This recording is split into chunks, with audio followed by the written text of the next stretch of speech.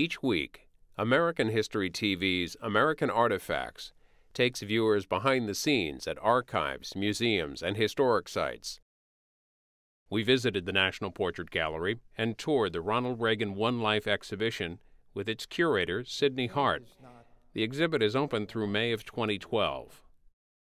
We're standing now on the first floor of the Reynolds Center in the National Portrait Gallery.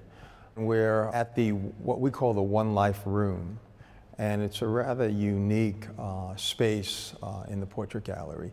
It allows the curator, or in my case the historian, to pick out a significant individual and use the room as a kind of biographical portrait of that individual.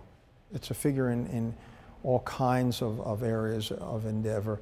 Ronald Reagan came to mind because it is his centennial. He was born in 1911. I regard him as a significant figure in American history. And by that I mean his presence, his being our 40th president, I believe changed things in America. We can argue for the good or for the bad, but he was, in President Obama's phrase, significant, transformational. The Portrait Gallery had over 70 images of Reagan, and some of them by some of the better photographers in the nation, certainly better presidential photographers in the nation. So that was the starting point. Now, most of the Portrait Gallery's images naturally concern his presidency, because our major criterion for selection of an image is national significance. Behind me, you see a picture of Reagan leaving an award ceremony on the South Lawn of the White House. He's 77 years old. He's our oldest president. He was 70 at his inauguration. I tell visitors that the way he looks is quite remarkable, that most men would not mind looking like that at 47 years old. This is our opening wall, and these images consist of enlargements from the Reagan Library. And we start with an early Christmas card over here.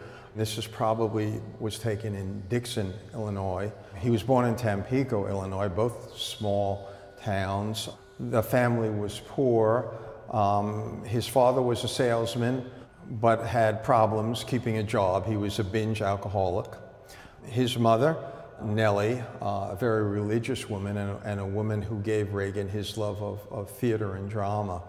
The Reagan childhood, notwithstanding the external difficulties, seemed to be very happy, or at least he recalled it in that sense.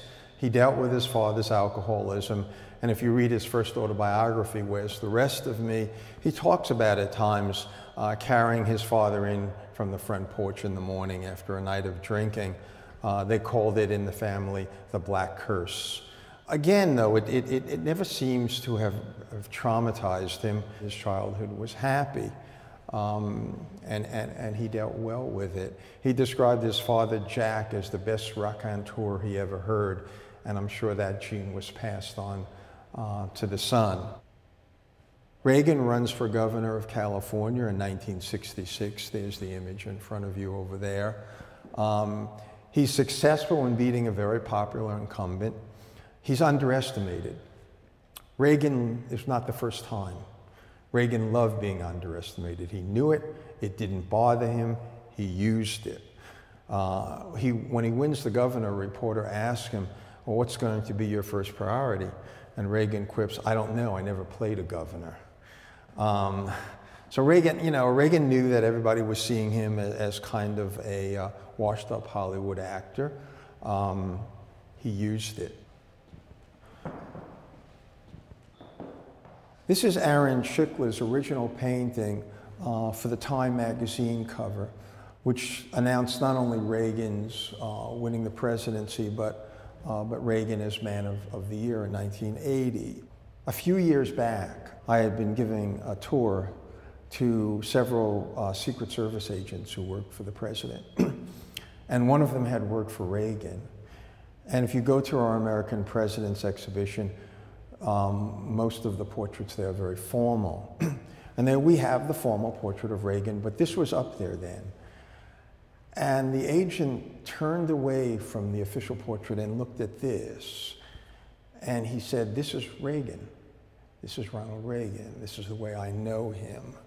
This image, I think, captures not only that kind of quiet confidence of the man, but as some pointed out, his sense of humor, his ability to persuade rather than frighten people. Reagan was certainly able to do that.